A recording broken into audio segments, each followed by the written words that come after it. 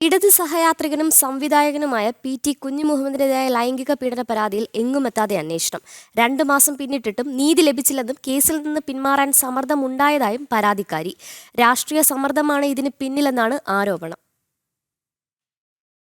Cantonment പോലീസാണ് പരാതിയിൽ അന്വേഷണം നടത്തുന്നത്. അതിക്രമം നടന്ന ഹോട്ടലിലെ CCTV ദൃശ്യങ്ങൾ ഉൾപ്പെടെ പോലീസ് ശേഖരിച്ചിരുന്നു. എന്നാൽ കൃത്യമായ അന്വേഷണം നടക്കുന്നില്ലെന്നും കുറ്റക്കാരനെ സംരക്ഷിക്കുന്ന നിലപാടാണ് പോലീസ് സ്വീകരിക്കുന്നത് എന്നുമാണ് പരാതിക്കാരിയുടെ ആക്ഷേപം. കേസിൽ നിന്ന് പിന്മാറാൻ തനിക്ക് നേരെ സമ്മർദ്ദമുണ്ടെന്നും സംവിധായികയായ യുവതി ആരോപിച്ചു.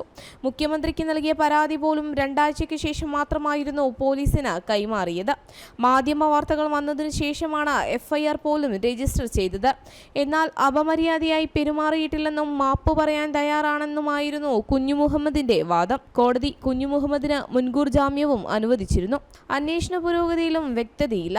രാജ്യാന്തര ചലച്ചിത്രമേളയിലേക്കുള്ള മലയാളം ചിത്രങ്ങളുടെ തെരഞ്ഞെടുപ്പിനിടെ കഴിഞ്ഞ മാസം 6-നാണ് പരാതിക്കാസ്പദമായ സംഭവമുണ്ടായത്. IFFKയിലേക്കുള്ള മലയാളം സിനിമകളുടെ സെലക്ഷൻ കമ്മിറ്റി അധ്യക്ഷനായിരുന്നു P.T. കുഞ്ഞുമുഹമ്മദ്. സ്ക്രീനിംഗുമായി ബന്ധപ്പെട്ട ചർച്ചയ്ക്കിടയിലാണ് ദുരനുഭവം ഉണ്ടായത് എന്നാണ് പരാതി. കഴിഞ്ഞ ദിവസം നടത്തിയ വാർത്താ സമ്മേളനത്തിലും അതിജീവിതകളെ സംരക്ഷിക്കുന്ന നിലപാടാണ് സർക്കാരിനെന്ന് മുഖ്യമന്ത്രി ആവർത്തിച്ചിരുന്നു. എന്നാൽ P.T. കുഞ്ഞുമുഹമ്മദിനെ സംരക്ഷിക്കുന്ന നിലപാട് എന്തിനെന്ന ചോദ്യമാണ് ശക്തമാകുന്നത്. ജനം, തിരുവനന്തപുരം.